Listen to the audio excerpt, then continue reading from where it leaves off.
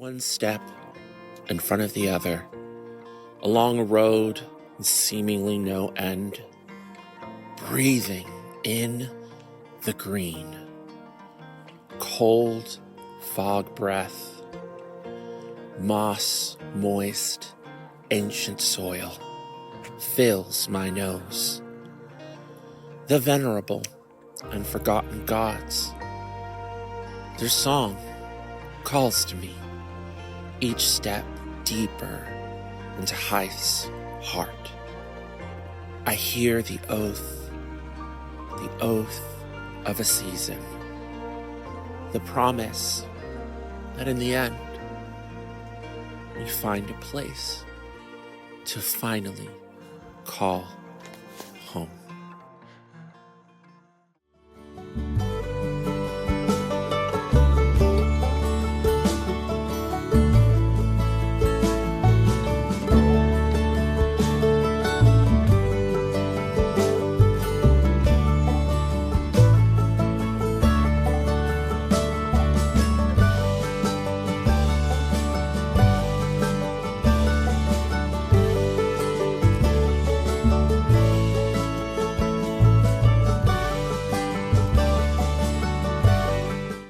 Hello, everyone, and welcome to House of Dreams, a place of fantastical worlds, mythic beasts, and wondrous tales. We are a TTRPG, actual play creative collective led by queer, BIPOC, and marginalized folks. I am Okami, and I will be your guide. Today, as we do now every Saturday, we present a Season's Oath, a Wanderhome actual play series of hope, exploration, and deep magic. A West Marches, hexcrawl, and OSR-inspired folkloric journey featuring a rotating cast of travelers who weave in and out of the saga. All of them are seeking to understand a magic bestowed upon them by the venerable and forgotten gods of flame, form, dark, and wind. A road that will take them to many forgotten and sacred places all over Haeth. The series is going to showcase the full Wanderhome rules by Possum Creek Games, including the seasons, holidays, guest playbooks and natures, seasonal phenomenon, and J Dragon's Patreon homebrew magic rules. We are currently raising funds for Palestinian Children's Relief Fund, and you can donate via the Tiltify link in the chat or use the QR code in the overlay. Please donate if you can. And we have several donation incentives that will allow you, the audience, to add more color, magic, and wonder to our journey. First is for $5, you can get a token that the travelers may use or save. For $15, you may introduce a kith. A kith named that has not yet met the travelers on their current journey is introduced to the scene, such as from the backstory of one of the travelers, or from the current place they are exploring. If all named kith have been met, then the group will look at the common animal folk of the place they're visiting and create a new kith to meet and interact with. Kith, of course, being NPC and Water. For $25, you can have the travelers discover a relic, a special kith that is an inanimate object that confers the traveler who carries it a supernatural trait, as if they were a kith. Each relic also has a unique bit of Haeth lore that comes with it, and a roll on a special chart will determine which relic is found on the journey. Yes, dice in a diceless game. I'm still here. Sorry. Okay, all right. Baba's still here. Thank goodness. Magic trait can also be purchased for $25. That allows a traveler to gain a level in a path of magic, either a new path or the next tier on the one they're already gifted in, deepening their connection to the venerable and forgotten gods. We also have a donation goal. So for every $50 we raise, we will be awakening a folklore. The folklore of the current nature being directly interacted with is immediately brought into the current scene, or if we are in our feelings and doing the vibe, immediately after. Today's journey, we have three travelers: Bhaloo, Day Day and Mel, with their friends accompanying them. Me and Louise with Bhaloo, and a certain handsome goat man trailing along with Mel, the incredibly let's see here, hold on. And through He's super important. That's why we can always remember his name. Yeah, he's incredibly important. That's why I put him, at the very top of my notes. Luther, Luther, like Luther Vandross. Handsome mountain goat man. Pretty boy. And so what we're going to do is we're going to ask, as we do before every journey, we're going to ask 4 questions of our current travelers. Right now, our beloved fool is distracted and off doing something else, wandering around, and said that they would catch up with you further down the road. So our first question that we want to ask is, what sort of place did you just travel from? There's been a little bit of time since, found yourselves at our previous place. Where were you just at after you celebrated New Year's at the Salted? I have an idea. Okay, what do you say? We were in what passes for a bustling city. Okay. I think that it's like a city that's built on the ruins of an actual city. Okay. Yeah. Okay. And right. It was in the marshes. So there were a lot of boats and a lot of wooden walkways. Okay. Water, all right. Wetlands and wetlands. Okay. All right. Yeah. Okay. But do you have anything to share, Day Day, about this wetlands rebuilt city top of ruins? I don't think I necessarily have much to say about that, but I do believe that this place probably had like a lot of places that were forbidden to go through because of superstitious beliefs about it being destroyed and the war, as things do. But there's always people who will go and explore anyways. Okay. Do we feel we had asked if we felt if the journey has been long. Does it feel that way, or does it feel short?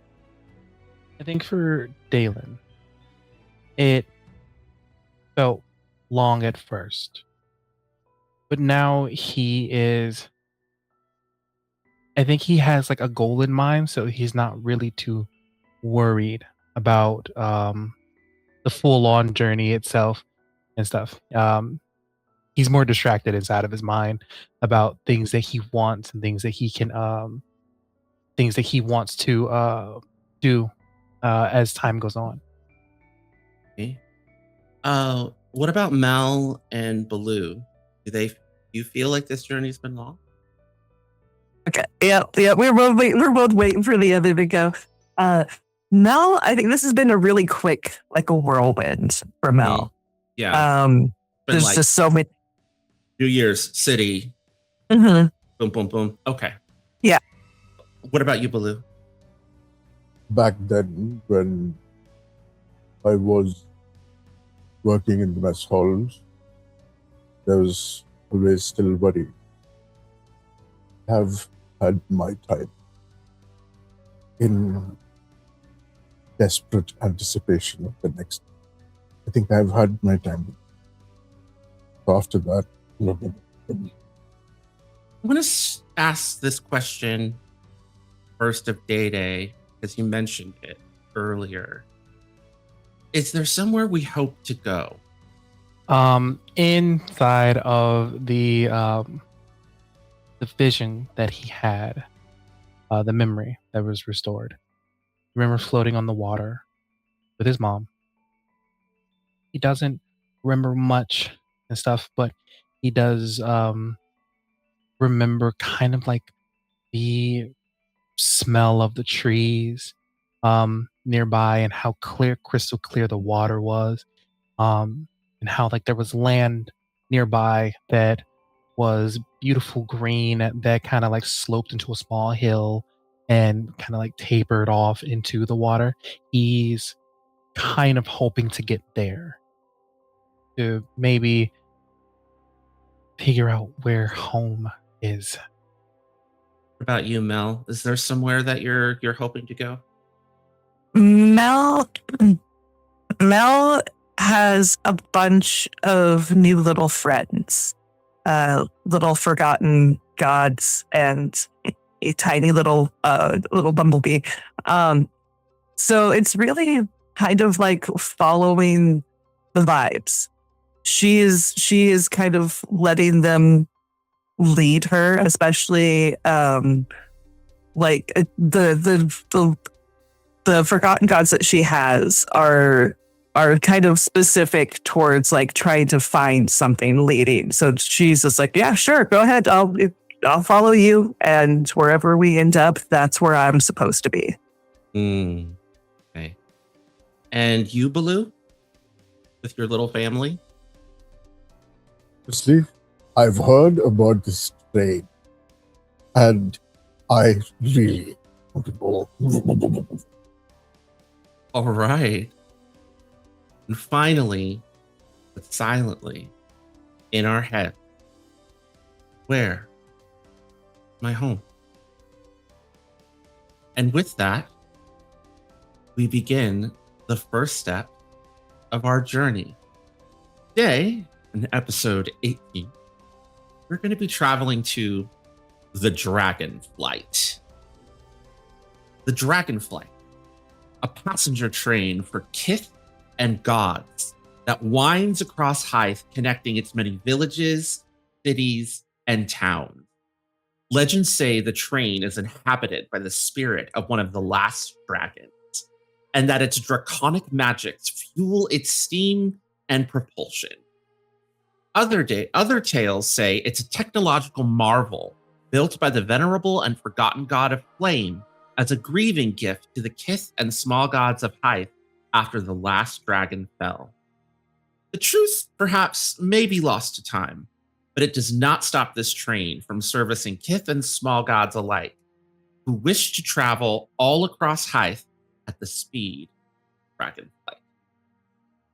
Its natures are that it's a ship, a place that carries people, goods, and ideas on its back towards a set destination. It is a hollow, which is a sacred place where gods and mortals mingle.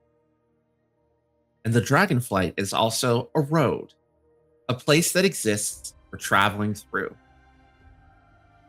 This place can always describe the gods that live here and their mystery.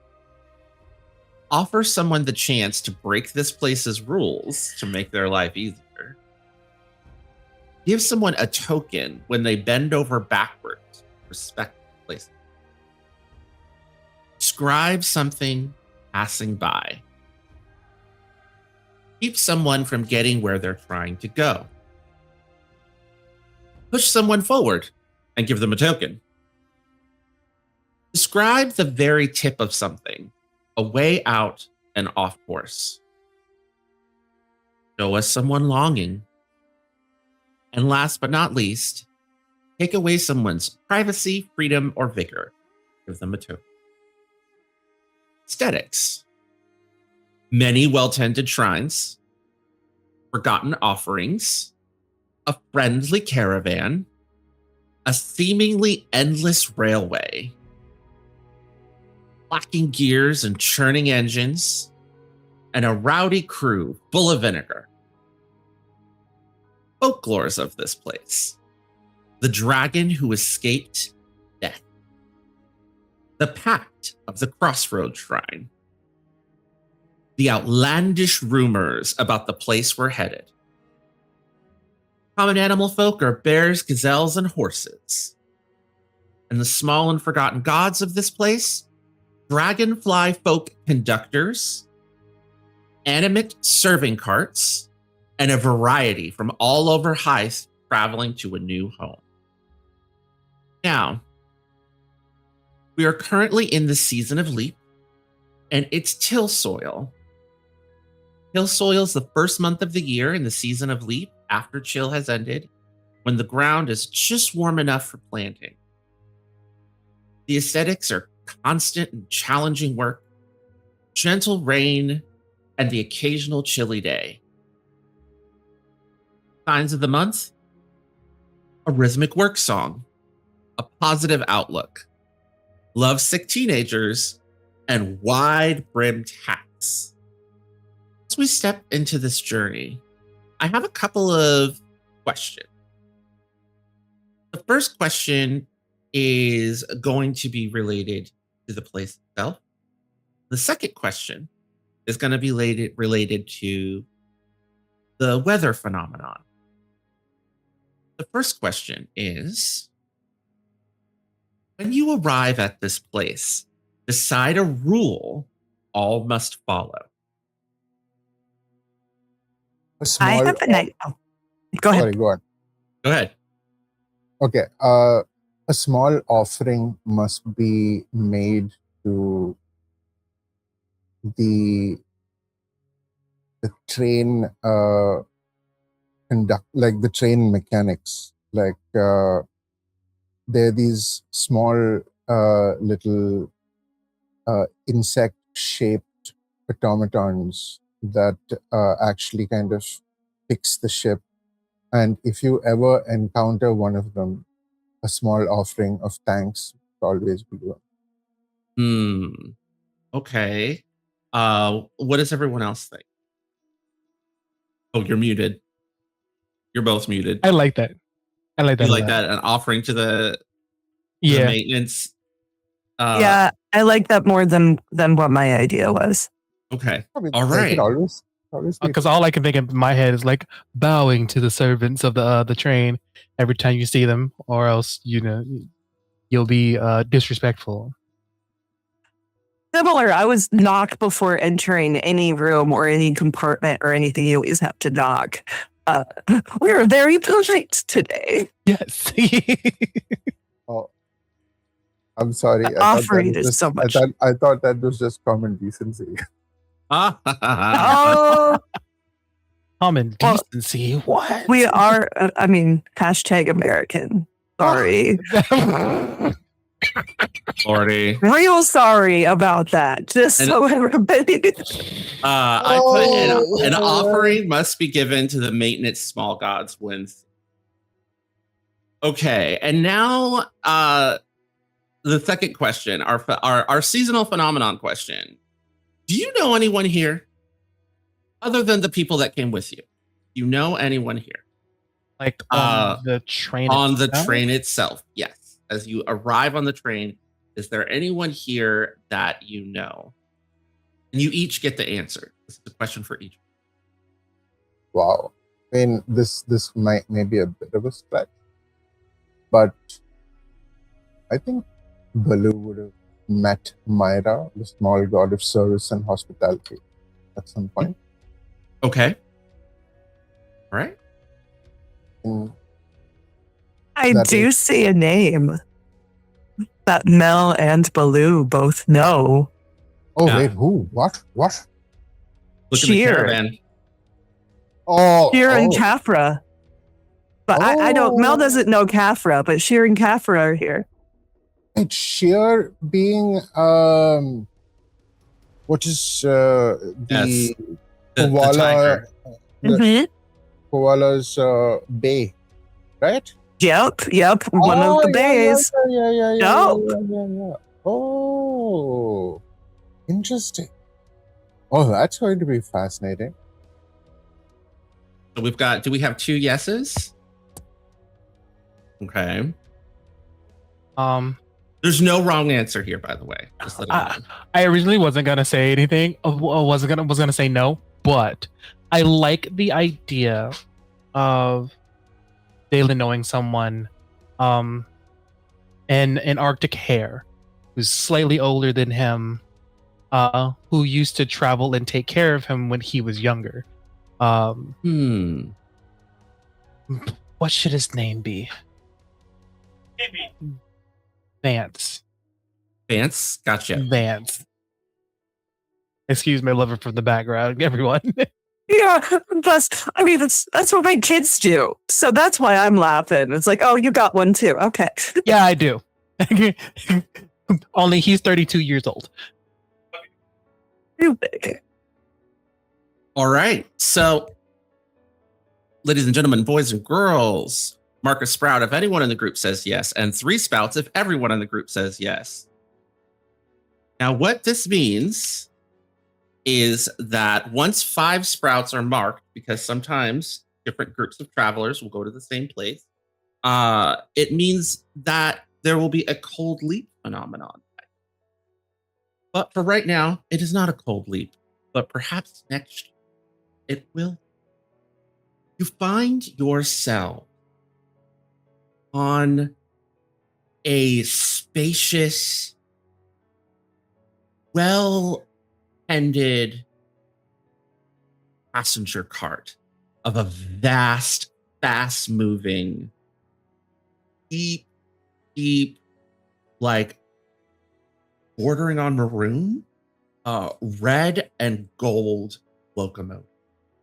On either side of you are really comfy benches with tables in between them, massive windows that you can get that are just like causing sunlight to flood from either side of the compartment, that so you can see, and you can see the beautiful countryside of Haeth just kind of whizzing by, and then there's like overhead compartments to put your luggage, and all of you are being led by Lebula. I'm probably pronouncing this wrong, who is an anthropomorphic dragonfly in a red conductor's uniform with shiny red buttons and trim. She speaks in a firm yet welcoming tone to all passengers. And as she's been leading you to your seats, she's been telling other little anthropomorphic dragonfly conductors, like kind of spouting orders, collecting tickets. And she's like, according to your tickets, this is where you will all be seated. And she motions to a couple of like 2 compartments on either side, right and left, because there's a lot of you. And everyone feel free to sit comfortably wherever you would like. It's much reverent kindness. I must still ask, must we stay inside our compartments, or are we allowed to go in between and maybe take a walk? This is all why of course. If you continue going on down that way, that's going to lead you to the dining car, where there is going to be food and which you can bring back here, why we have the tables. But if you would like to sit in the dining car, there's plenty of places to sit and enjoy a meal and a drink. Occasionally, we have musicians play in the dining car as well. If you go that way, that will lead you to the sleeping car, where you're going to find a numbered compartment that matches the number on your ticket for if you need a nap or sleep for a longer trip. So you're just more than welcome to, walk around, check out the dining car, take a nap in the sleeping car, and explore. The whole time he's walked in, his head has been just on a and his eyes are the closest it's been to anime girl, excited, And Louise is mirroring you, wow, just sort of looking around. Daelin sitting there, he's just like, I've lost them both. yes, you have. Okay, look at this, Daily. it is,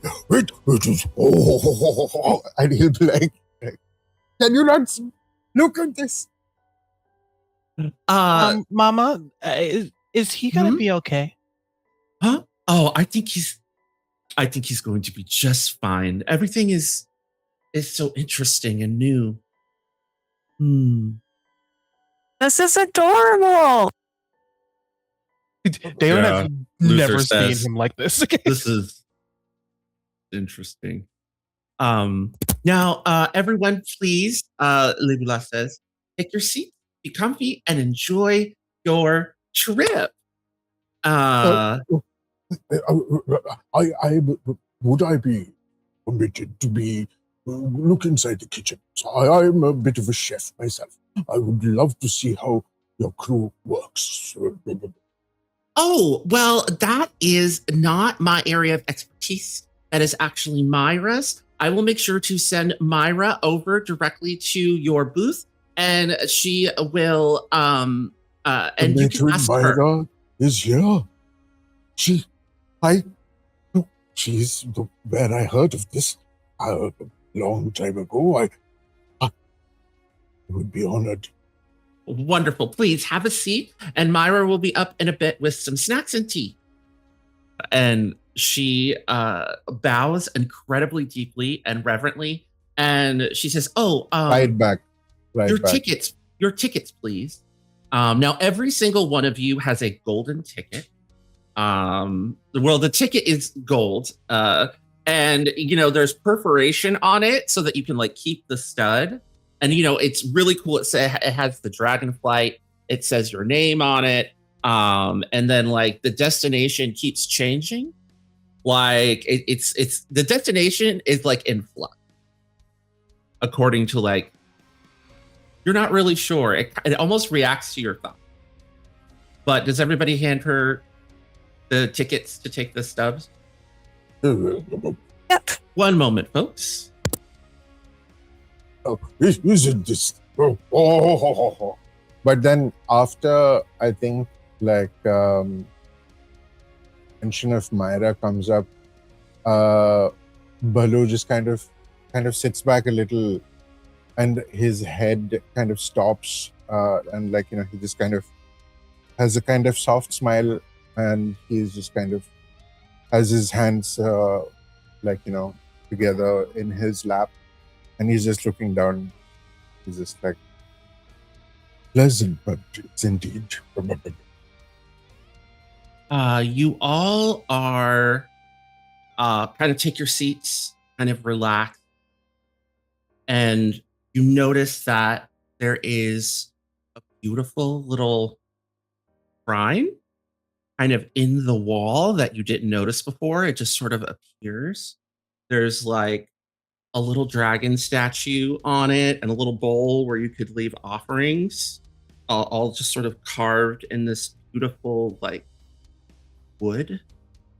And then you can see like there's bits of like incense ash and a couple of polished rock and feathers, things that people would leave. Like a few what you're assuming are like offerings that had been left on the shrine from previous past. I think Bhaloo would pull out from the salt plains that they'd been at, because they were old beaches, because they were once seas that boiled away. There were a lot of shells that could be found. So he has found some beautiful shells, iridescent and in that shimmering hue range of blue to green to purple, like 3 of them in the shape of a triangle. Go ahead and take a token for giving an offering to the small as you rest these things on the shrine. And it's in this moment that you all have a realization, as I'm going to show someone's longing. All around you, you notice that you all, at least in this car, are the exception. This place is filled with small god assholes. Like you look over, now that you have this moment to kind of like sit and ground yourselves, you see like little baubles of light, anthropomorphic bug folk of all kinds of different types that are way bigger than they should be.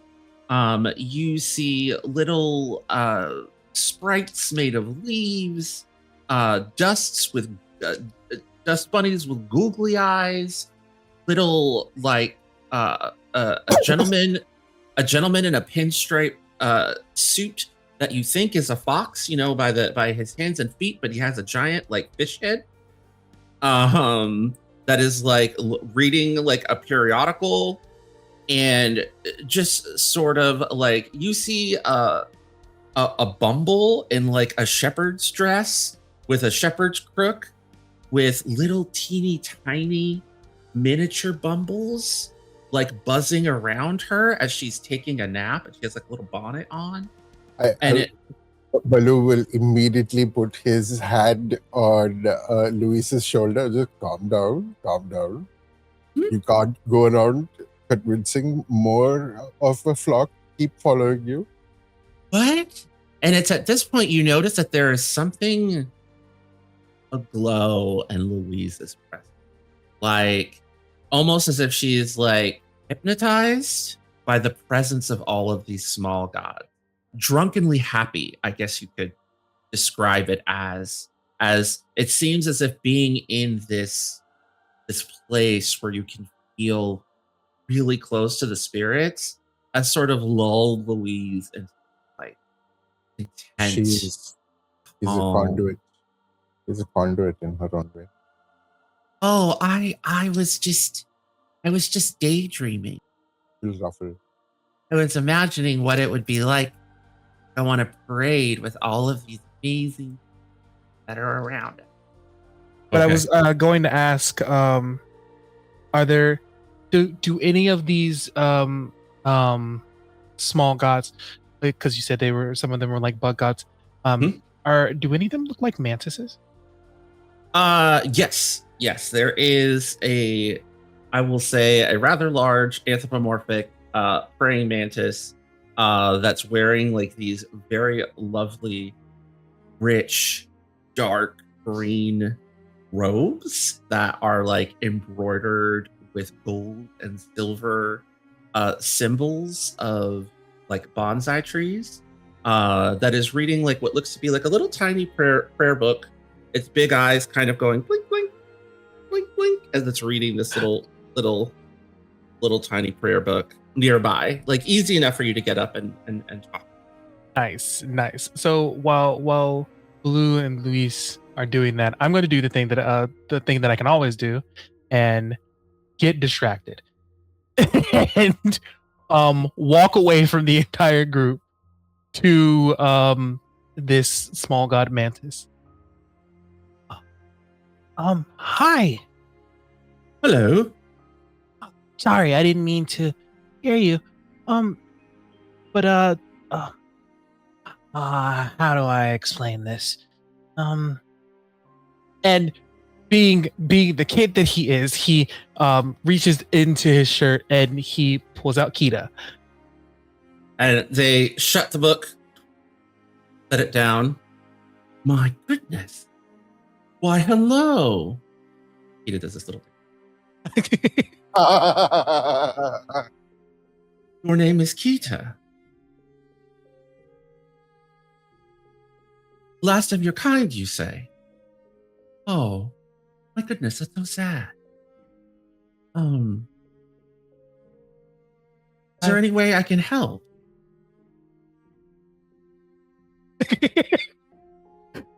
You would need a mate. Yes, that is a thing. Well,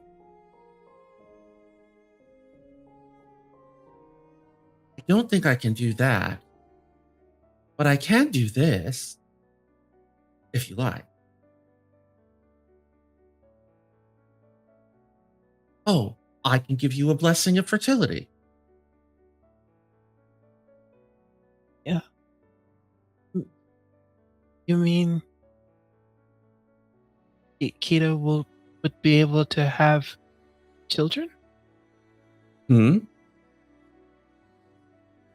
And he smiles and stuff, and he's like, that means that you'll have more. There'll be others. Kita has to say yes. I'm just not going to inflict such a blessing. Such things would be a curse without permission. Very true. That's a little dance. And okay, Kita has said yes. And you see this mantis puts its claw out, and you see all of this like shimmering golden dust comes out from its little like claw out of the robe and shimmers, and the little motes of light like kind of fall on the paradise mantis and just sort of glow, kind of evoking the ancient Greek myth of Zeus bringing down like a shower of sunlight to in a form. And you see Kita start doing a very beautiful, intricate mating dance. And he's holding his hands as best as he can to give Kita a very stable surface. And then Kita starts to glow with an inner light, like an inner sunlight, and the room starts to smell of what scent is sacred to all of your character. What does that smell like? What does this car fill with as this small god works this blessing upon this last paradise man? And Mel, feel free to go to go last, because I see you just put a little snacky. I guess to Daelin, it would be the smell of the water, the ocean and stuff. Especially since the last time that we were the last place, the Salt Peninsula and stuff, he has been learning to fish in secret with Papa Bhaloo. Shh.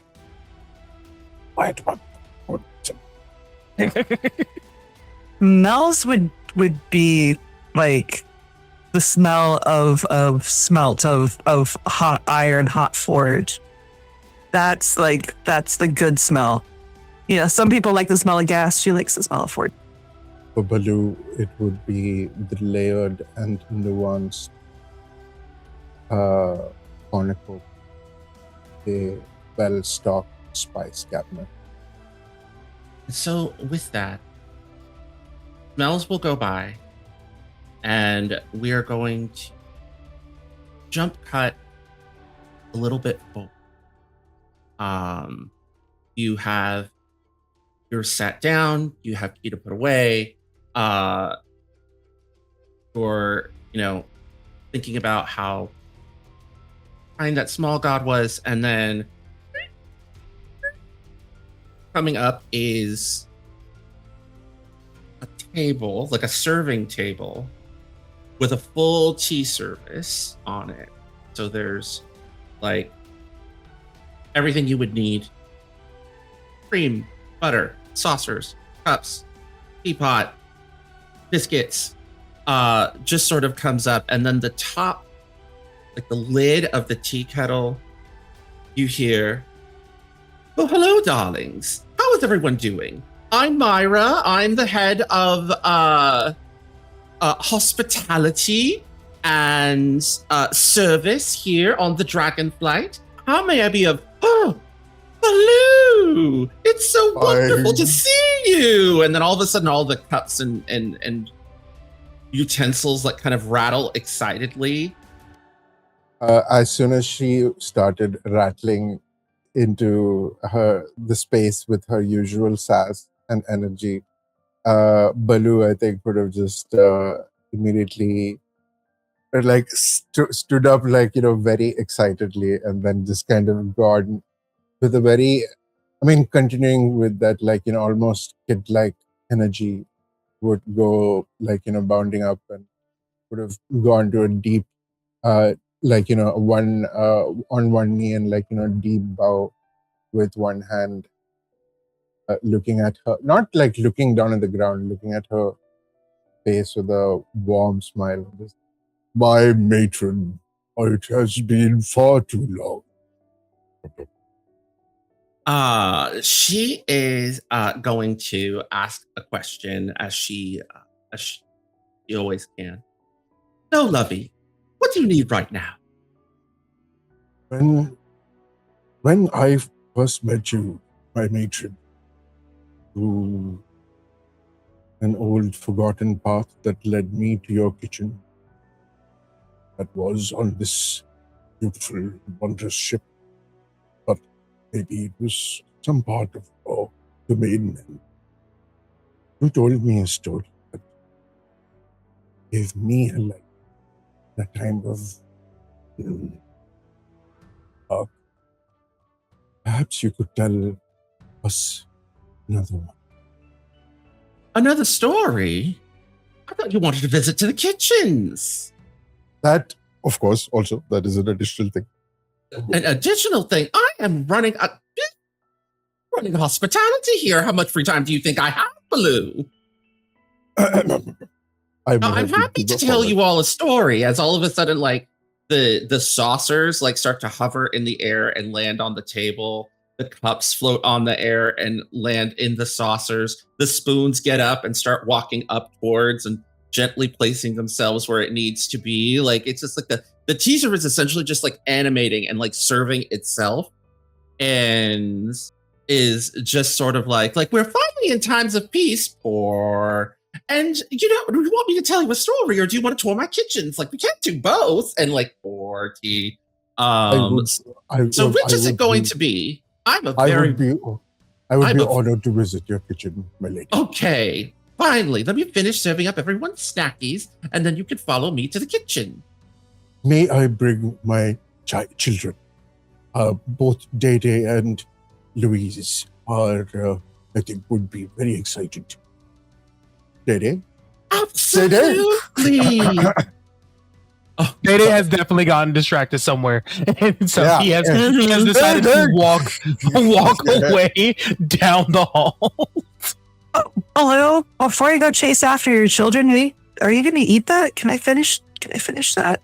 Yes. Oh, and one long hand will reach and like grab his snack. And then, yeah, there's like a tray of scones there with a side of jam and clotted cream. Yeah. All right. Everyone is all served. All right, child, follow me. Louise would have just been like, what would have been on Louise's face as the matron Myra rolled into? She just like lights up with like joy, and then when she says "follow me," she like looks at. She already had her snack ready and her tea, and her shoulders slump just slightly as she has to leave behind her tea and snacks to come with you to the kitchen, which she wasn't expecting. But she does seem a little bit excited once the teapot stops flipping and then the voice starts emanating from the empty cart. I'm going to kind of move forward as you and Louise head off to the kitchen. Dede, you're ahead of them. I would have been looking for Dede, actually. Because I was just about to ask where Dede went. Did you continue on to the sleeping car, or did you get distracted towards the dining car? They're in opposite directions. Where would you have gone after you talked to the mantis? Sleeping car for sure. Okay, all right. Like, not to sleep himself and stuff. He's just like, this is a very large train and stuff. Like, this is something brand new to him. He's doing his best not to be all starry-eyed like Papa Bhaloo, but Okay. Dede is not in the room. I'm definitely gonna. I know his scent. He's my boy. He just goes and like follow. Where are you going? Is Myra. By Rachel, I will find my other child and come. He's wandered off somewhere. He tends to get distracted. Oh, okay. No worries. I'll just wait right here when, go on and get them as Myra I would not want to keep you from inconveniences your- herself to help someone else, which is something she can always do. God be there, Rachel. You and run Louise after- head off into the sleeping car.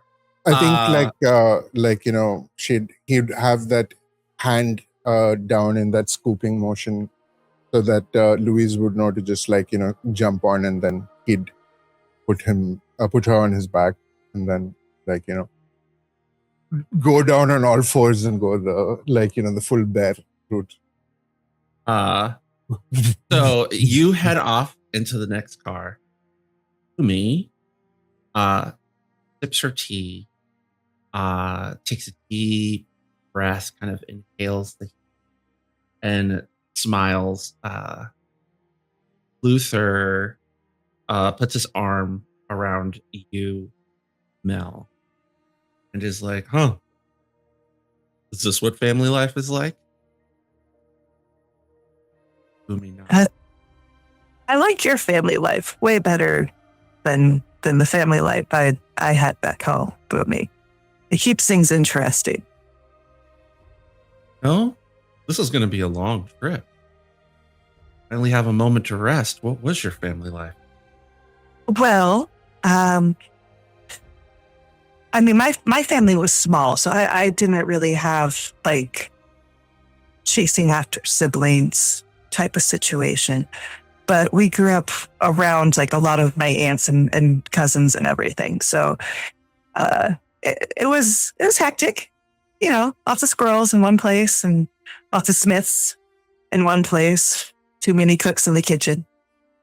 And yeah, I don't like, things were different. I was different then, I understand. I think it's important while we're on the road. The reason why I'm here is to get to know you. I want to know all of you. No matter how exciting it might be. Or not exciting. There might be some things that you might not want to know about me. So Same here. Same here. yeah, I don't think so. I mean, I know a little bit about your work before, but you aren't your work. So You weren't who you used to be with your family. yeah, that's the truth. And she takes drains a teacup. And we're going to take a little bit of a break as the two of you are drinking. And when we come back, we're going to check in with Dede. But for now, get some water, get some rest.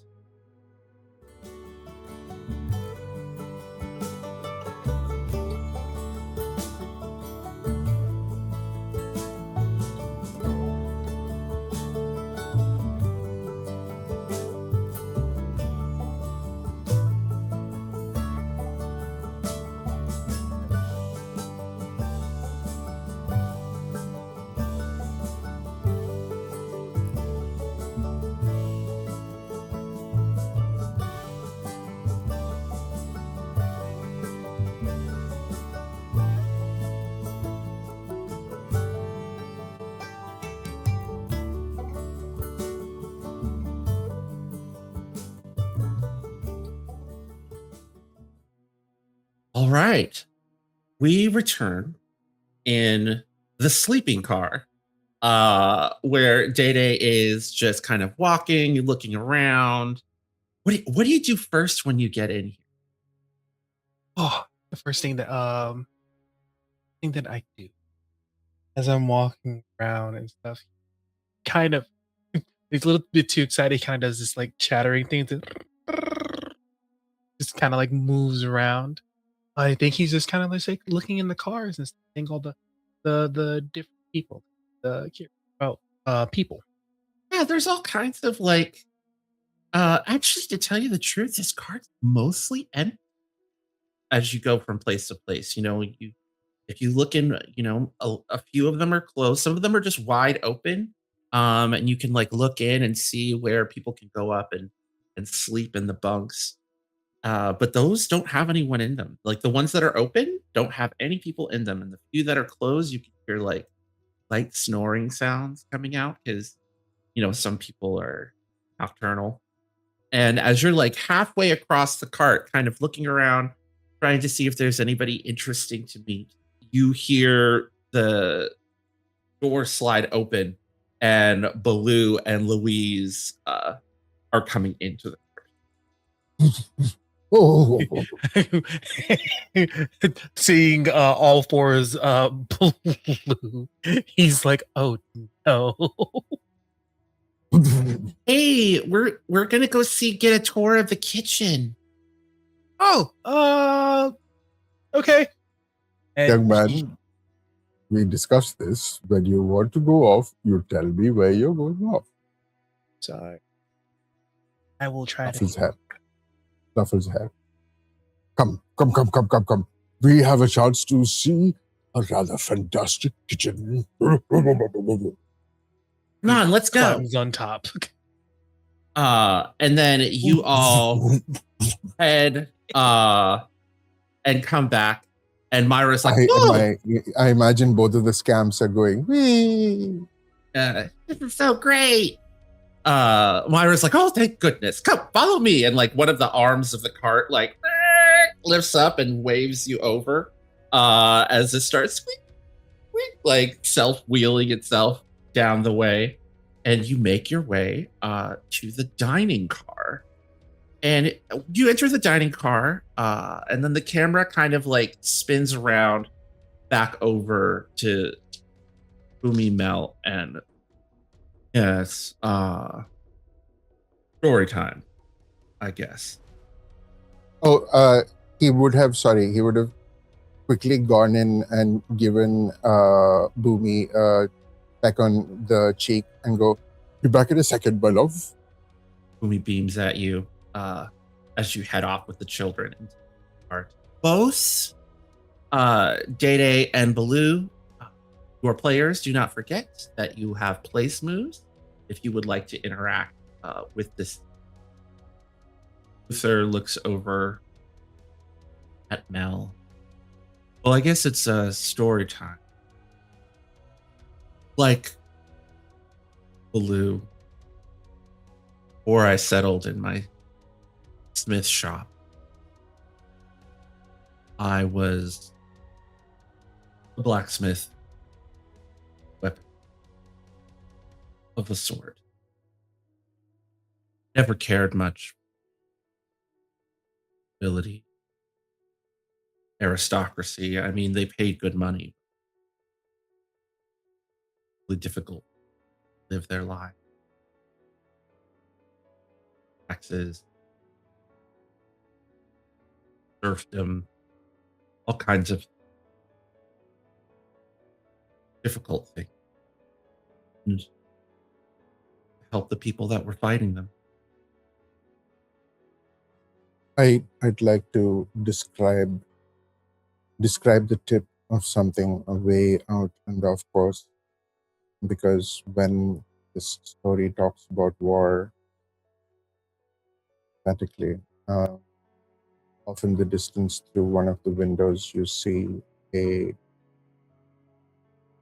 vicious scar that has carved into it, and the edges of which still kind of burn with a distant purple shimmering malevolence. I can understand wanting to help people be free, even if that, maybe not the best way for everybody. But your weapons would have come up against my weapons, my family's weapons. They still think that nobility is something to aspire to, that heroes are great people. I mean, that's I thought that until not that long ago. Yeah, they still support our royalists, is what they call themselves. A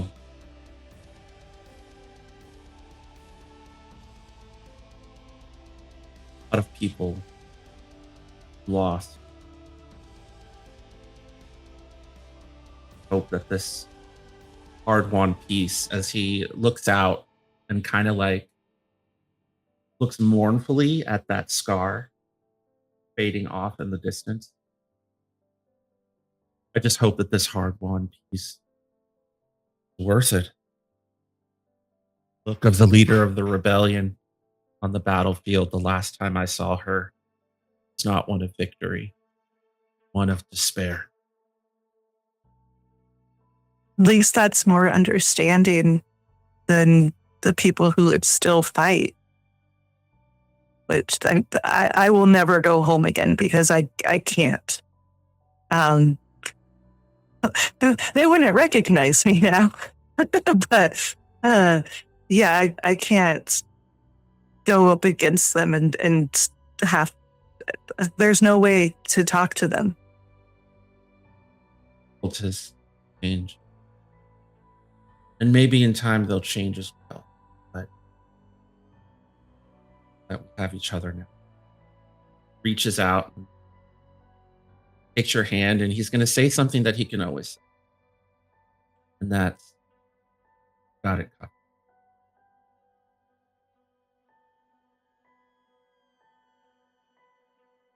Because you'll have me.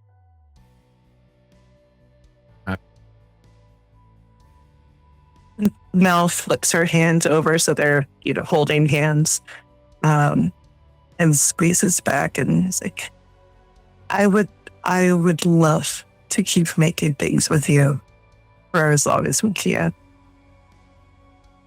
There is one other thing that you should know about who I used to be.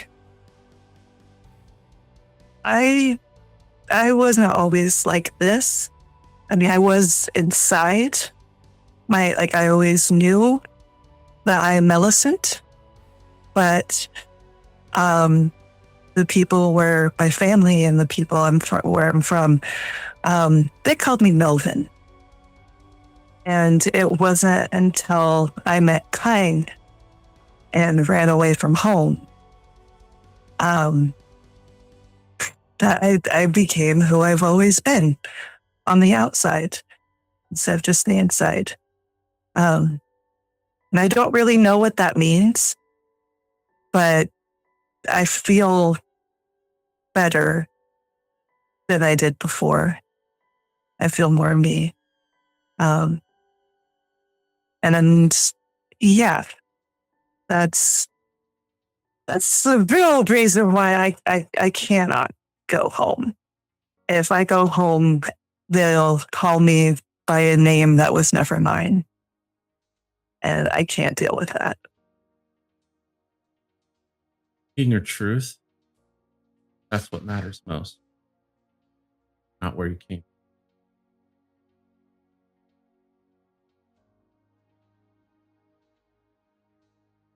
He speaks up as a very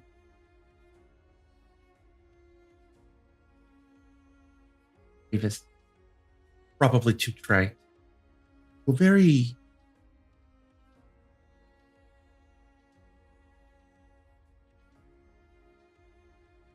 understand what it is to be lost. Connect.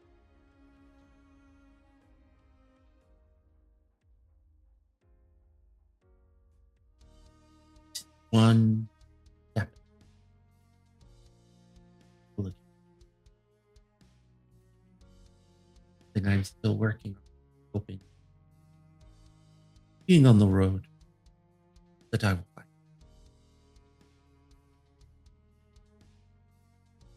I am honored sharing. Oh, girl. And Heather hand reaches across.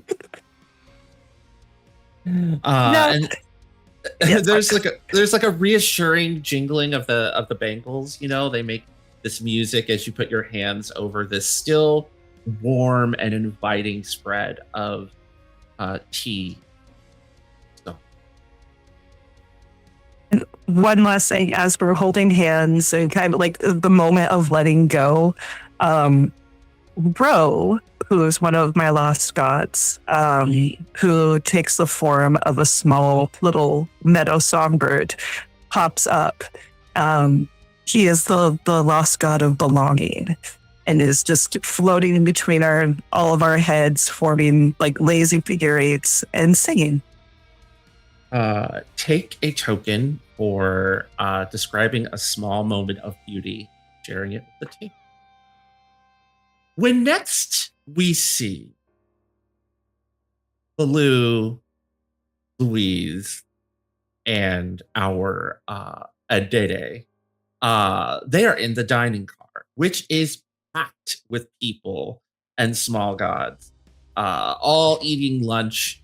There is a crew of musicians that are up on a little makeshift stage playing a stand-up bass, a guitar, some hand drums, and all three of them are singing in harmony. A horse, a bear, and a what did I say was the other common kith here? Oh, gazelle. Yes, a horse, a bear, and a gazelle up there, just singing their hearts out. Sometimes just playing instrumentals, giving someone some nice music to listen to. Everyone's it's do I want to be like you. I want to talk like you, walk like you. All right, that's enough. We can't afford the royalty. So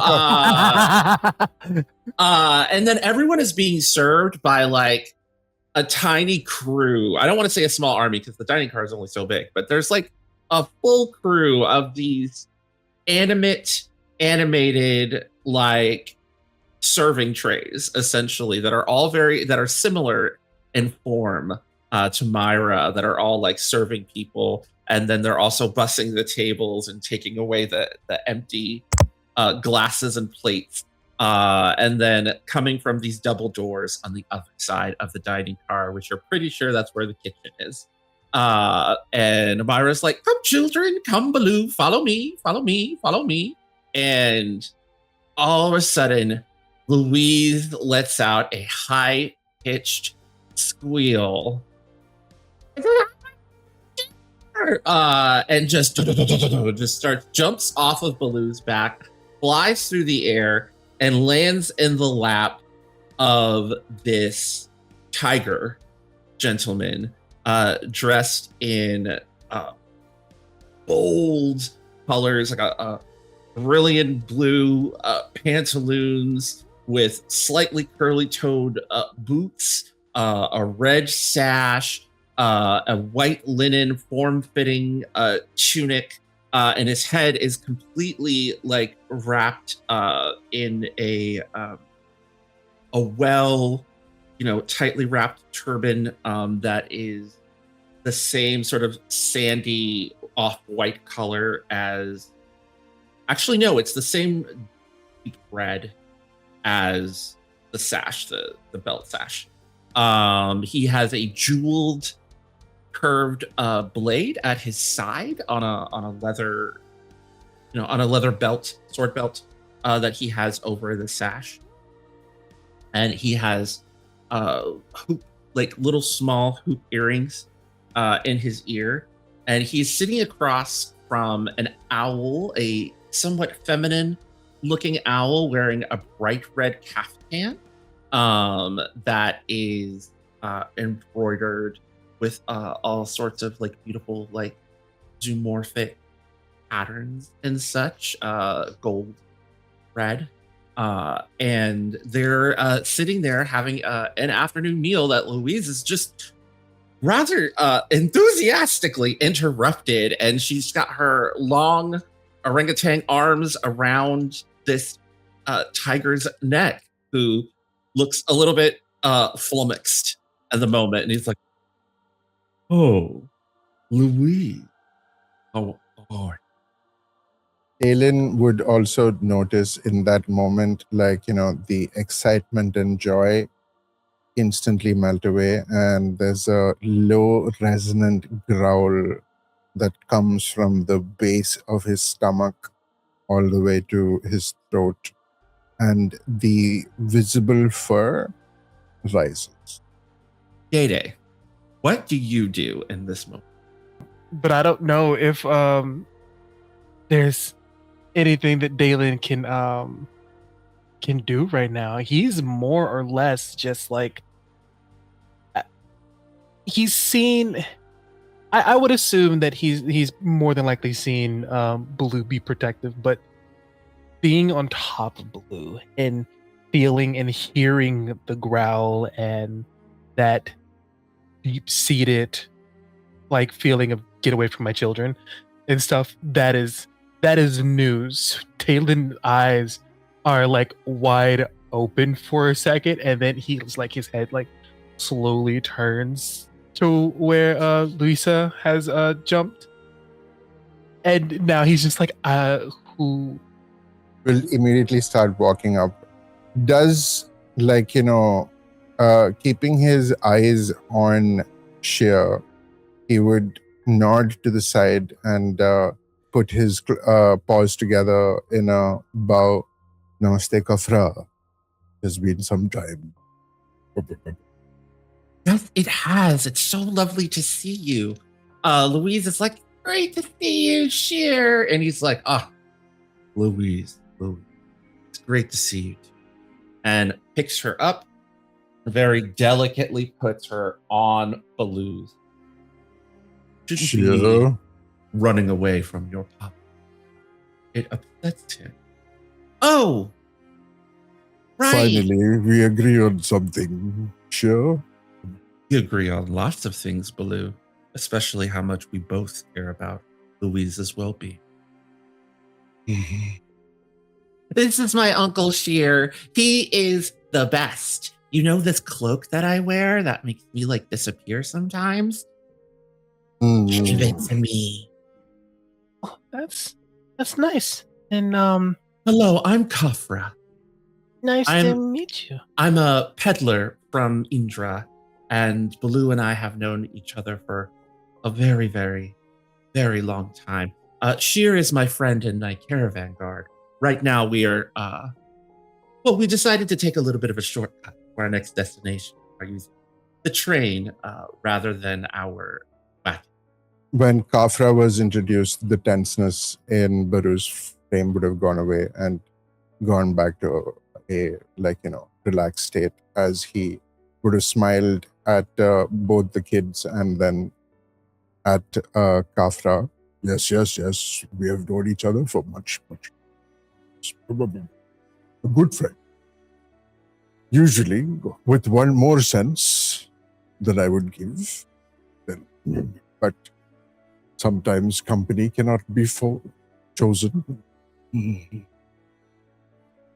It seems as if that small god over there is waving you over, and you see Myra over near the double doors of the kitchen. The two side hinges of the cart are now up and like waving at you to come over. Don't let us keep you. We're going to be here for the whole trip. Stop on by and have lunch with us later. I am sure I will be forced to. Yeah. And Sheer just sort of nods sagely at you, and Kafra continues beaming as Bhaloo, I'm assuming you this is my child Daelin. He's new to the family, but he's a good bean. And I think Kafra would have met Louise before, right? Yes. Yeah. Yeah. In an incredibly like a boisterous voice that somehow carries across this incredibly noisy dining car as they make possible the impossible. Myra shouts, "Are you coming for your tour or not, Bhaloo?" Runs. And It then was nice to meet you. Just holding on for dear life. the double doors open and you are in a kitchen wonderland. There are no Haeth in this kitchen. It is nothing but inanimate, animate objects, self-cooking and preparing everything. I'm talking spoons floating in the air, stirring bowls themselves, like self-lighting ovens, the ovens opening up by themselves and spitting out the racks, like, and you see all these like animate carts using, you know, their little side arms, you know, as actual arms, like grabbing things and serving. Everything is floating around, and it is just like a fully magically automated kitchen that you're seeing before you. Oh.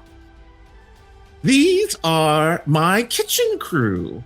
I've managed to reach out to many a displaced household and hospitality small god and give them a place here. And now we work here around the clock, 24 hours. Midnight snack, you're good. Second lunch, you're good. Fourth breakfast, you're good. We keep everyone fed at all hours, regardless of what hours they keep. Fourth breakfast? Only ever had one. First breakfast is when you wake up. Second breakfast is when you've been up for about an hour or so. Third breakfast is typically called brunch. And then fourth breakfast is right before lunch. Can we do that? I don't see why not. Oh, no. People don't eat all four breakfasts. People choose which breakfast that they want to do. Makes sense. It's no. This isn't about encouraging any kind of gluttony or gorging. This is about accessibility for different people's eating patterns. Oh, okay. I think I got it. I think I get it. Here is our meals of the day chart. And there's this round clock. She said it was a meals of the day chart, and it has all of these, like, pretty much like every hour, there's like a different set of meals from like all of these different cultures and towns and things throughout Haeth, and it is incredibly intricate. So, and then there's like other words on here. There's like, yes. In that moment, I think Bhaloo just kind of has a look of, he's generally been looking in awe, but now there is a kind of, I mean, it was a unrealized longing, perhaps, right? But to have the privilege to choose when to have your meal is something that was very difficult for a lot of people in Haeth at one point. Rather amazing and brilliant that have that privilege. It is a privilege. Go ahead and take a token for speaking your true feelings. And you guys get the tour. The top, the down, where all the spices are, where everything is.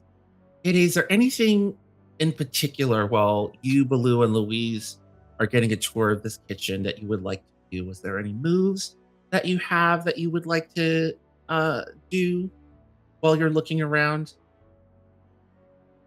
You know, I think Daelin because there's steam and stuff inside this kitchen, of course, because they're cooking and everything and stuff. I think somewhere along the way and stuff, I'm going to spend a token to do it because I think it's like really cute stuff. Daelin starts talking about story about just cooking meals around campfire and stuff, and I think the steam itself starts to become characters and people and stuff, but they mimic us, little family, and they kind of follow around him, and they sit down at a fire at a a steam mist kind of like campfire and stuff, and they make meals and stuff, and you can tell how fond he is of his family because of this, that he gets to have this family, and how great it is to just be with people and stuff, and how different this is and stuff, because this is a full-on kitchen with appliances and things of that nature, and he's just been in the forest for a very long time. This is new, but it's not unwelcome. The mists, I would like to do a place a move real quick. Go ahead. I'd like to take away Day-Day's vigor with the steam and working the magic, whether conscious or not. It makes you a little bit eepy. You're sleepy, and you get a token. It's at that point Myra says, "Oh, it seems as if our little protege is tired. Bhaloo, maybe you should take him to the dining car for a nap." No, I can stay awake. He can just curl up in the crook. I am big enough. And he'll just like... It's a kitchen, not a place for a sleeping child. Very fair, matron. I shall take him. I love her. She makes sense. And she... Would you be comfortable with my daughter staying? Because I feel she is rather fascinated. You are all guests, but she could stay for a while. And I will lean down to, affectionately just do that nuzzle of Louise's face, and where I just kind of scritch the back of her hair. And I'll just cup her cheek and just, I trust you to take care of yourself. You are getting older, and I trust you. Take care of yourself. Listen to the matron. She is a font of wisdom, and she's a friend. I think you will be fine. And we'll just kind of pat her head, and then with Daelin kind of duck out of the kitchen and head to the dining car, where he will slide into one of the so it's wood and occasional bits of metal. It's not old Victorian, and not Art Deco, but somewhere in between. And there are booths, so I will go and sit down in one of the booths and a lap pillow, and just kind of have one hand ruffling his hair gently, and I think he'd do something he hasn't done in a while. He'll pull out from his kind of backpack, which is he didn't take it off. He pulls out a journal and starts journaling, writing in it after a while. So the afternoon moves along. The train moves. Louise spends some good times learning things. Bhaloo, you pour your feelings into your journal. Day-Day, you get a much, much needed nap. And a few hours later. Bhaloo and Mel. Both of you are not in the dining car, but in the regular passenger car. Just others have gone to get food, or are taking a nap, or are asking questions. But as you start heading towards, those twilight moments right before sunset, it's just you and Bhaloo. Now, I want to ask you, do you ask Bhaloo in this moment, now that it's finally just the two of you? No Luther, no Boomy, no kids, just you, Papa Bhaloo. And I think it definitely begins in just like a comfortable silence. Today, you are free to use any place moves to interact. Yeah, I think Mel asks one of the most simplest questions to ask and hardest questions to answer. Is just, how do you do it, Bhaloo? What? I mean, keep up with Boomy, because she's a firecracker. But the kids and moving all the time and everything. It's so much. It is. I do it by pouring everything that I am into being me in every moment that I can be. That is not easy, but it is not hard either. It is life. And that is how I choose to live it, my dear. I really love the way you have built your family. And Luther and I have been talking about maybe not, but maybe that's something that we might want to do. He would lean forward in that moment with a warm smile on his face, reaching out with his hands for yours. And then he'd just put one hand on top of the other and then cover that with his other hand. And then just hold it and just keep listening. It's something I've always wanted. I didn't think was possible. And I think it's possible now. So, if I could be half the parents that you are to Luis and Day, pardon all of your other children and half children, and Boomy has so many stories of the things that you have told her. But if I could be half the parent that you are, I think that it would be worth trying, at least.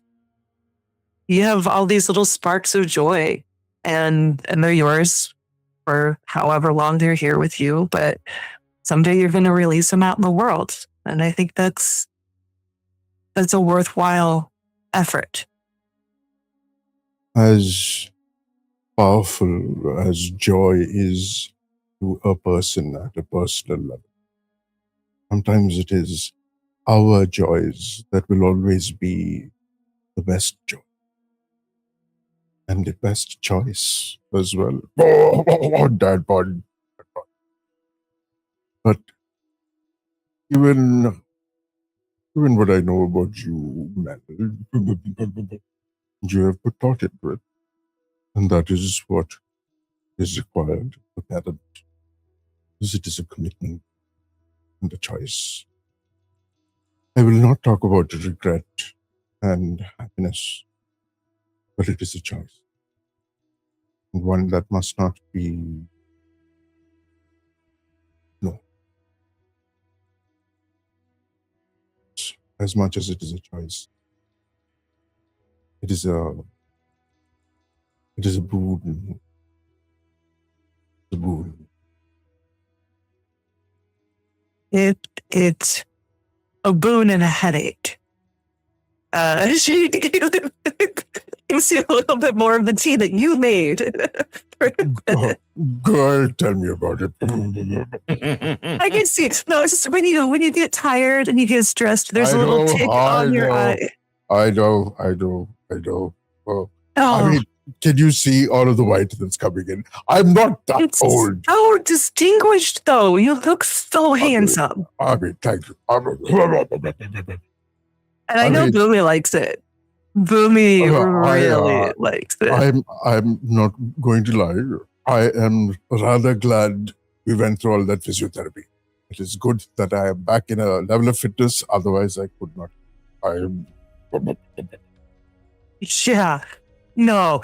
I mean, you might be adding to the family yourself. I don't know what you guys have plans with that, but be careful. Is all I'm saying is. We are responsible. We are adults. Okay. And some things cannot be discussed on this show. There's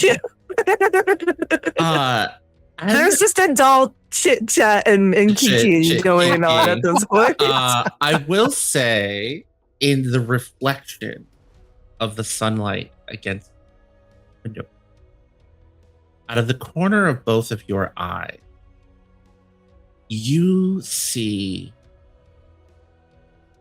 Gale, puzzle, and an eye just sort of go past. But it's like a faint reflection, right? Like as if something on the other side was reflecting, and then it's gone as you both feel a surge of energy, the same surge of energy that flows through you when you use your capital M magic, just sort of flows as the train gets a burst of speed. I think that was the spirit of the dragon. I have a great idea right now that I need to go get my clay. That's how she's invigorated. It's in the it is in your travel bag up in the upper compartment. Do you go grab it immediately? Yeah. Okay. Yeah. You go in, you grab it, you've got the slab of clay on the table, and do you start like getting to work on something new? Yes. So as you're like working on this, we jump over to the sleeping car, where Dede is taking their second nap of the day. And Dede, what are you dreaming about? It starts off with him sitting around the campfire with, his found family. Then kind of transitions to him getting another chance to swim with Ricardo, because he hasn't seen Ricardo in a bit and he misses him. And then I want to say there's a shift because something changes. Because Daelin has this strange power to see brief snippets of the future. I don't know exactly what is seen inside there. But so I know it revolves around a mysterious a mysterious man with one white eye. All right, so this is what happened.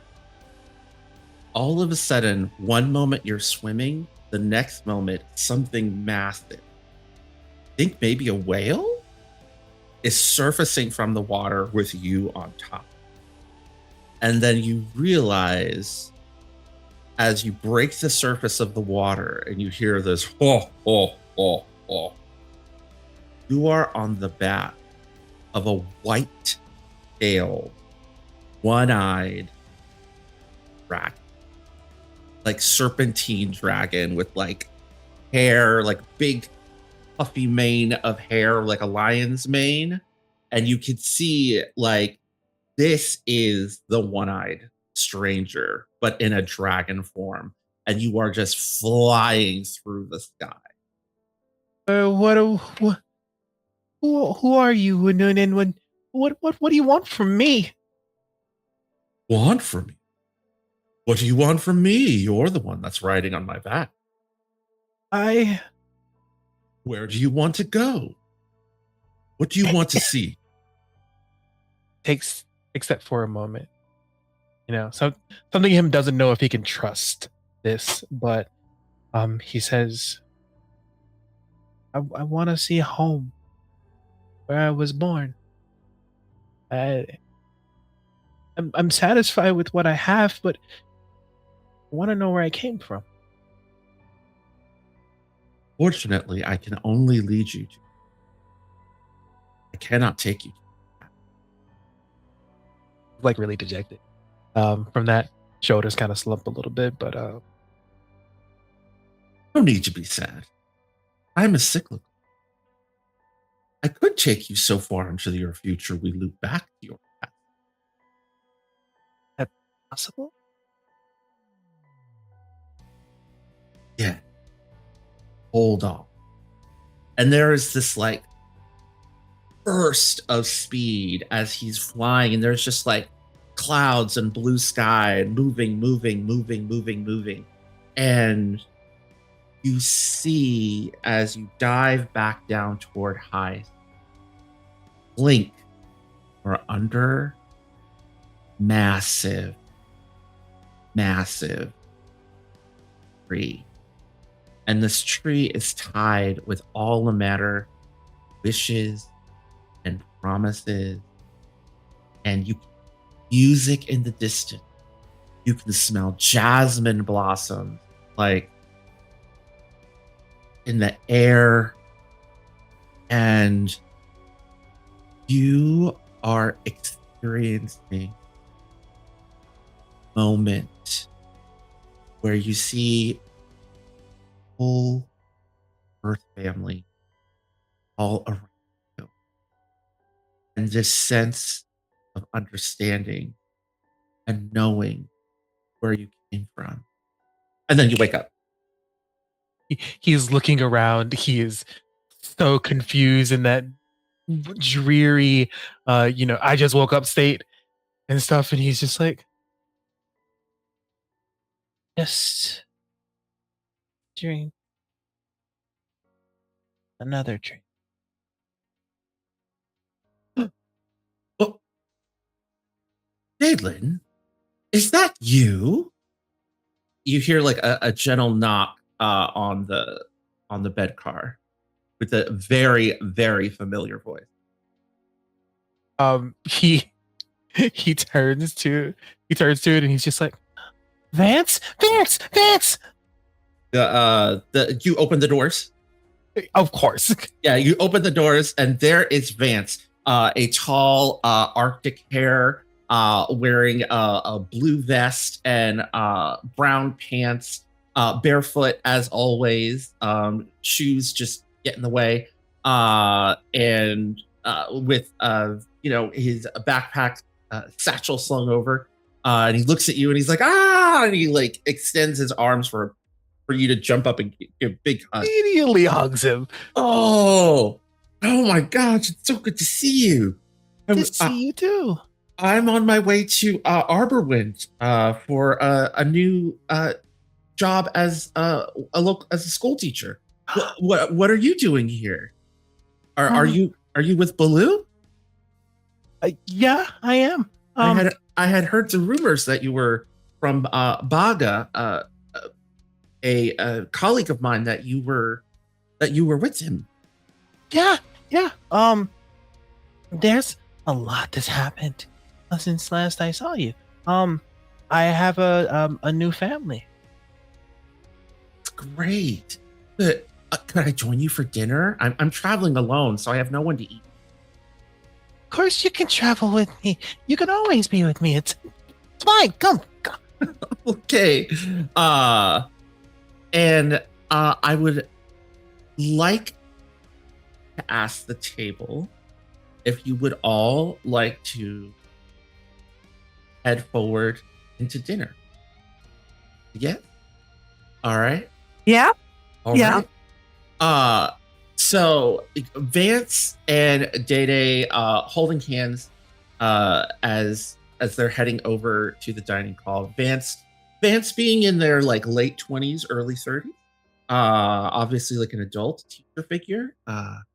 Do I know life. this person? Baga knows this person, and you know the name because there's like a lot of you took in like orphans and students after the war, and you know that Vance was one of those people. Same thing with Theozander. There's this sort of group Network. of, I don't want to say like responsible adults, but yes, responsible adults that have been looking after like the war orphans. There's And just a group. Vance is part of that kind of little community. Because it takes a village, right? And not all of you can take care of all of them all at the same time. But you all sort of work together to try and see to raise this next generation in a as best as you can, because they've been through a lot.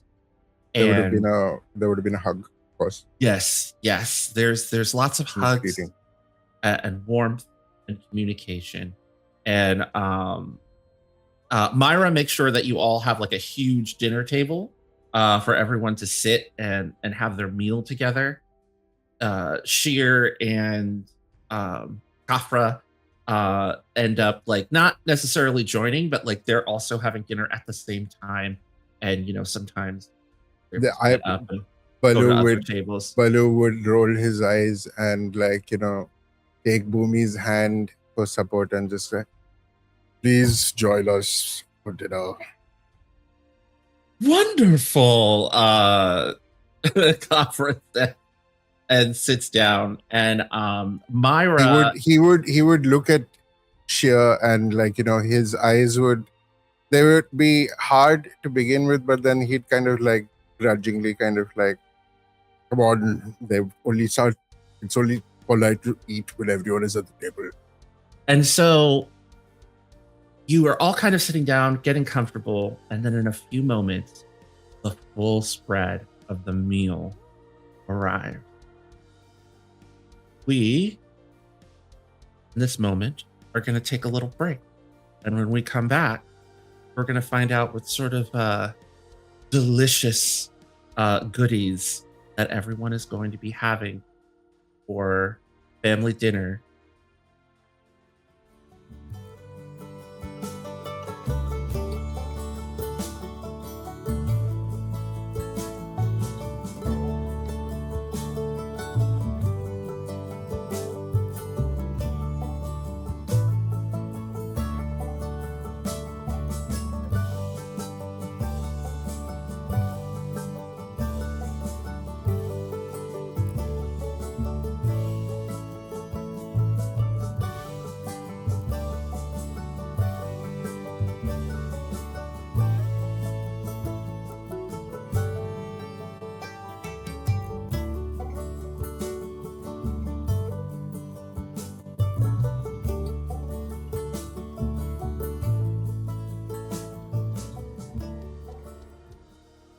Have returned to an incredible meal. Fresh baked, warm naan bread. Various savory curries, masala spiced meat and vegetables, coconut milk, iced beverages, all manner of kebabs, and just arrayed out in front of you. An incredibly refreshing, cool cucumber salad, just all a manner of dishes that remind Bhaloo and Sheer and Kafra in particular of their home. There are fried plantains, both soft and crispy. There is a mango pudding dessert arrayed, and old and if you don't like the coconut milk, there's also like a cold tea that can over ice that you all can. We'll say a cold chai. There's a cold chai that everyone. that is just sort of arrayed out before you. Looks delicious. Would I think say a quick prayer and along the lines of thank you for this food, thank you for this moment, and thank you for allowing kind of start serving food. Bumi also helped everyone, and and having everyone's plate be piled on and ready. And all of the plates themselves and the silverware themselves are also helping. Like one spoon kind of floats into the air and dips, and you hear a voice emanate from the spoon that says, "Say when." As they just start. I think at some point, like I know Sheer likes spicy food, so I'm trying to give him portions that have all of the chilies removed, and I'm literally fighting with one of the spoons, that are trying to put more chilies. No, but he wants more chili. No,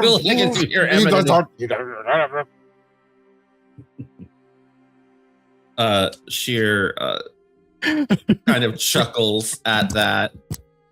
What is the first? What do you pick, Mel, from this array of delicious food?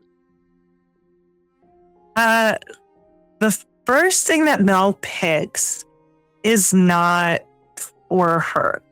The first thing that she does is very quickly and with the skill of anybody who's been around a large family, you have to reach in and grab that food quick and go. Very quickly grabs the choicest fruits. Ooh. And puts them onto a platter, and then calls out Salia and says, "Salia, could you please just sprinkle this with some fresh dew for Day Day and Louise?" Oh.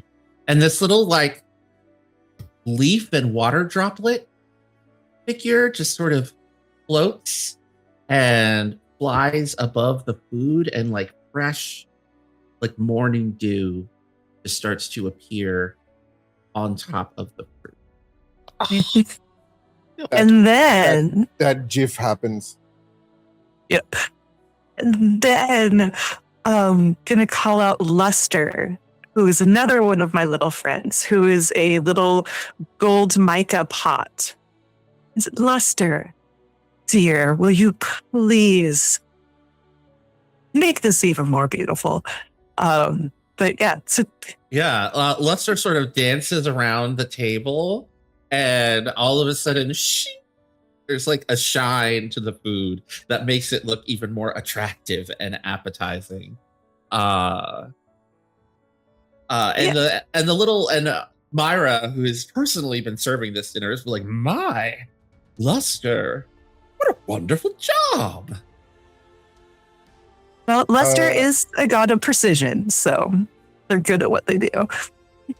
I think at the end, when towards when everyone is eating and after, if people are going towards the desserts, and actually to the platter of fruit, I think in the middle of the serving, as that plate gets passed, I think I would like to spend a token to cast Peaches 1. Where I'm going to reach into my bag and procure the most perfect ripe peach. It is a rich rosette pink and warm yellow streaks. Its taste is sweet and soft, rich and deep, better peach than any king has ever feasted upon. It is enough to warm the body on a cold night, soothe the restless heart of nervous souls, and ease the aching pain of tired giant. Wherever its pit falls, a peach tree will spring up from next bloom meadow, and the small and forgotten god that dwells inside that tree will be miraculous.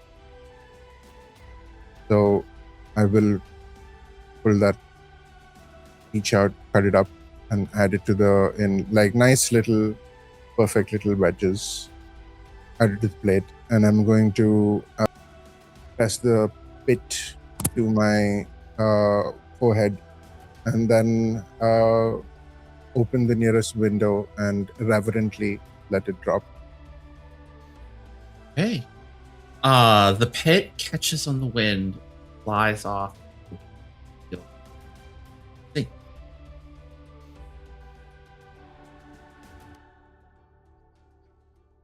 Go ahead and take a token for describing a tiny.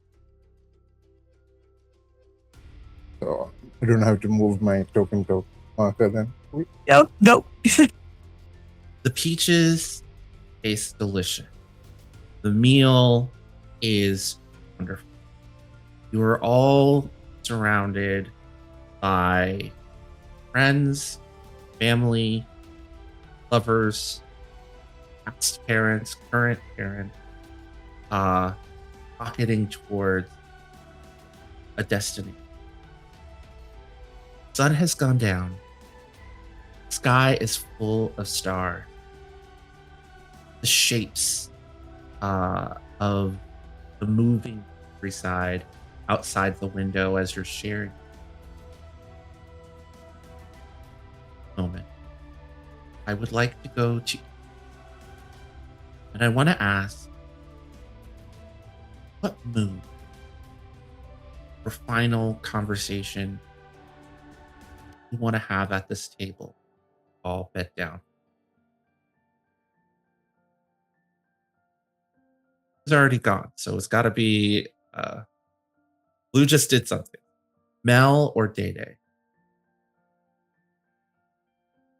You can go. You can go now. Right, Mel. You're gonna regret that. I would like to spend a token as Mel and Luther are in the passenger car, just kind of sitting quietly. Spend a token to listen to the shared wisdom of the small and forgotten gods and have the table tell me what they tell you. Hey. All So, right. yeah. There's gods here. What are they saying? Yeah, what are they saying? You're spending time with Luther. And you're not really asking. Are you asking a specific question, or is it just you're looking for wisdom? It's just in this moment of quiet, like companionship. What gods are What are present? they saying? Mel's taking a moment to listen. I do not know what god this would be, right? Who would be saying the words that came into my head. But I believe you would probably hear a voice of one of the small gods saying, "You have come so very far from who you and where you are now. Made to grab desires of your heart, where they will push you to better things." Blue, what do the small and forgotten gods say other than what was just shared? As Mel is listening. Love is rooted in care, and care begins in love. As long as you are sure and secure of your love, you know that you will always.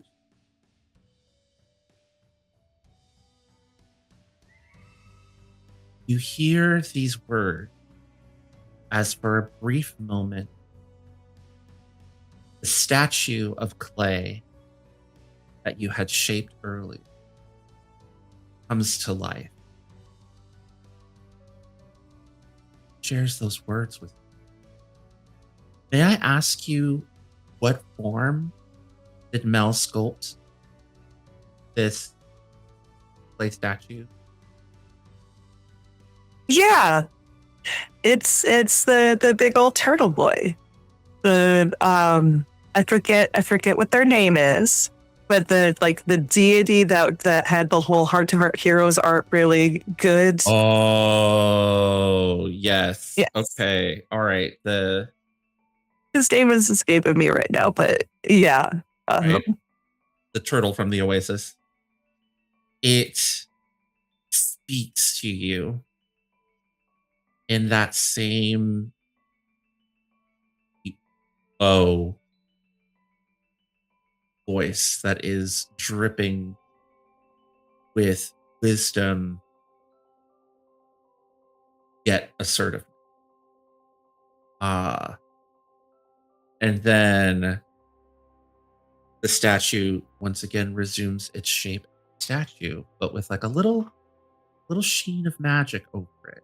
Oh, it's become a little like possessed by the small gods for a moment, and now it is back to the beautiful relic. And it feels done. Like even if it wasn't 100% finished, it feels finished. It. What is the last thing that what is the final move or moment that Dede has before bedding down with a full stomach? I think it's around pop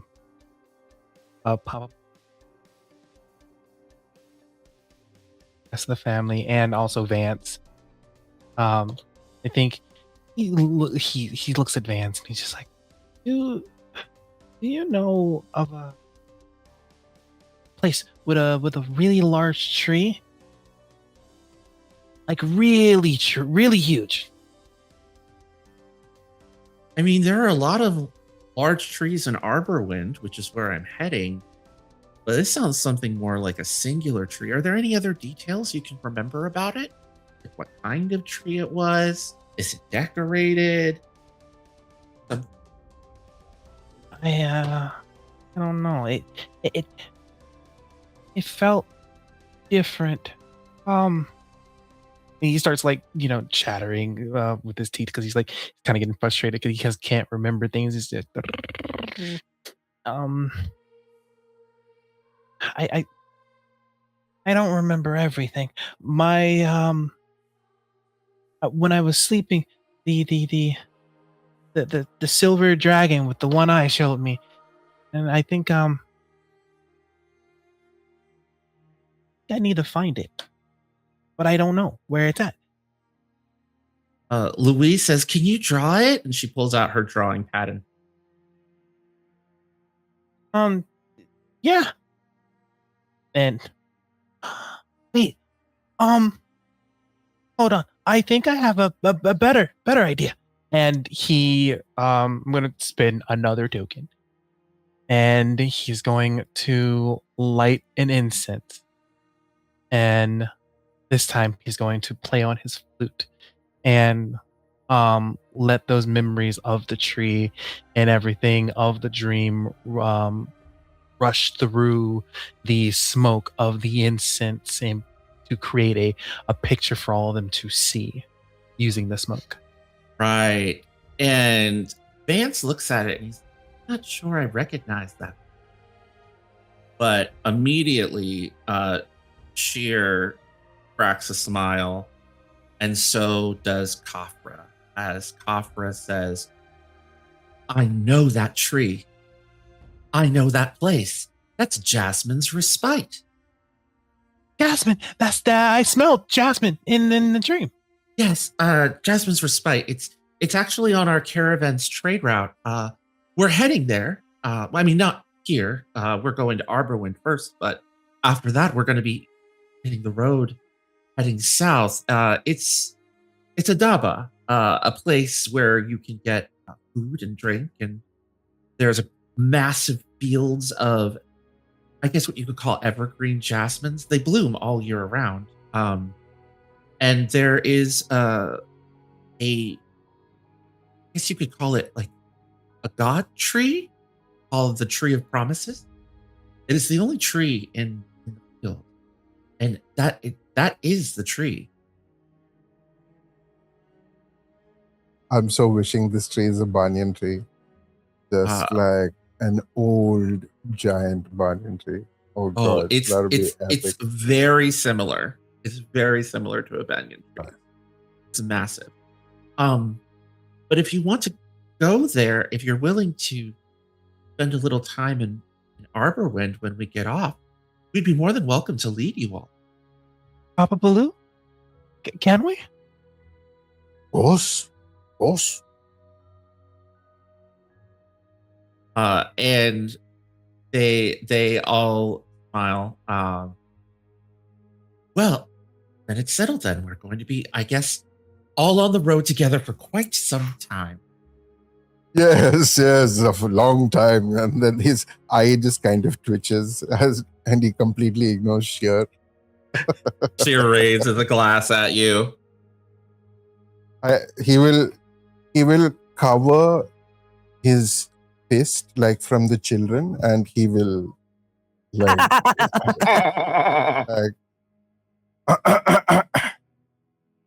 Why are you telling Sheer he's number one, Bhaloo? Because someone has to appease his ego. Oh, Every minute. But it's not going to be me, Luther says as he takes another drink of from his glass. of course, it's not going to be you, pretty boy. You're feeling competition. and I think Daelin, after figuring all that out and stuff, he starts asking questions about the jasmine flowers and stuff, and like the area in general. And because he's doing one of the things he can always do, which is get really invested in a new interest. And Yes. This tree is now a new interest. This place.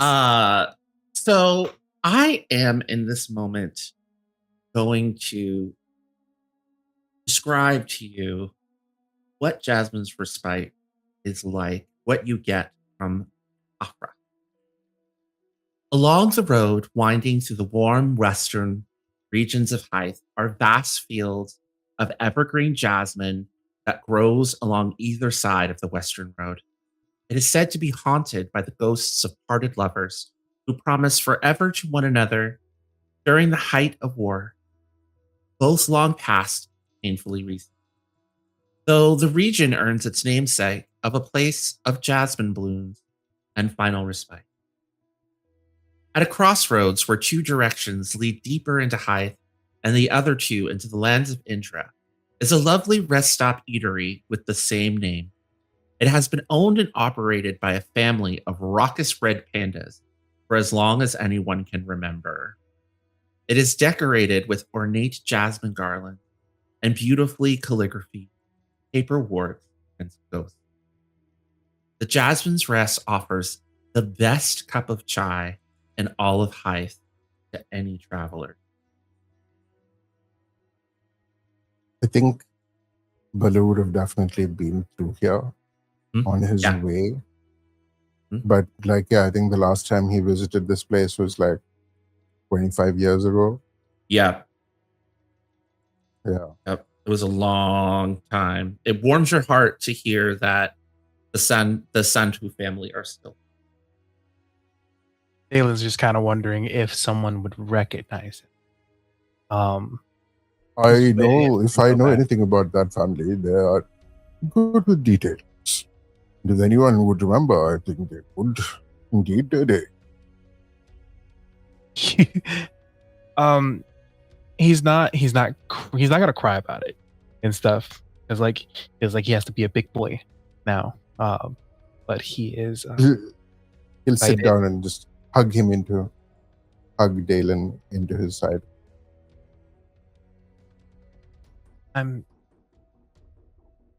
There's a puzzle. Can be whoever they want to be. If you feel like you want to cry, you cry. I cry all the time.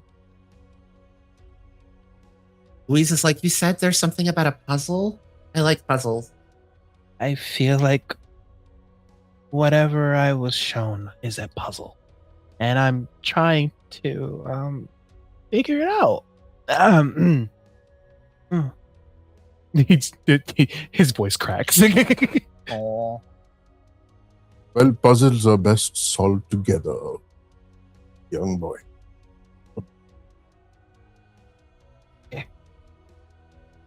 We got Now, why don't you show everybody what's that thing which we learned? And he'll nudge Daelin. he I will spend a token to he grabs the tea set and stuff, and he for the first time for everyone, he makes tea. Same kind of healing tea that Bhaloo also makes. Exact same. So they will feel healed from all aches, pains, headaches, nausea. If they want to, they can keep it with them and stuff. It is a very special tea. If it's cold, they can pour it over any rashes or cuts or bruises, anything of that nature, and it will heal them. And it also aids in other things like nightmares, depression, heartache, morphia. He's very happy that he learned it, as it has helped him in a very dark time in his life at one point. Bhaloo has a question on top of the table for his son and student. What is the first taste of your tea, and what does the aftertaste leave? Yeah. I would like to know that too. And this doesn't have to be a taste, it can be a memory. Synesthesia, baby. Go for it. The first taste of the tea that he makes is probably like a sweet hibiscus. Hmm. The aftertaste, as it like transforms and it like goes through you, it tastes of a almost like a sweet mango type flavor that it leaves behind. There'd be a deep slurp, and again, this is that proud, happy zoom nod. he's like moving back and forth. He's very happy. I don't know about this Jasmine respite place with their tea and everything, because I don't really need to go there. I have the two of you to make tea whenever I need now. This is delicious dating. Thank you. There's a lot to be able to help everyone. Thanks. Thank you for teaching me. It's my honor. So, before everyone beds down for the night, are there any moves or a final moment you'd like to have where everyone goes to I think after tucking in the kids, after having a little bit of repartee with Shia, and then saying goodnight to Kafra,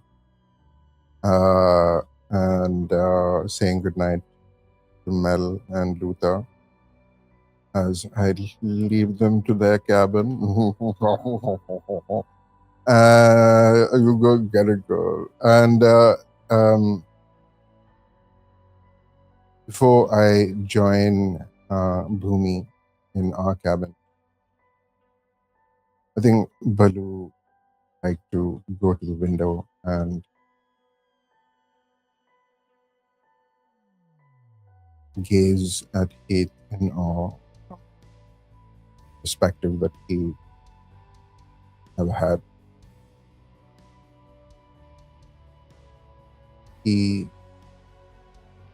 an old world, a tired world, but in the night, as it tends to the dawn on the horizon, there are pockets of light, and they flicker, but they burn. smiles, and goes back to the cabin. And then I think the last move that he'd like to make is on his wife Bhumi, but then that will be for later.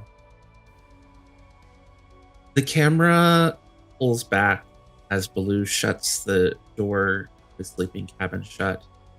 Out the window that Bhaloo was gazing out of, across a beautiful nightscape, the train tracks of the dragonflight mystically appearing as the train cuts through the countryside.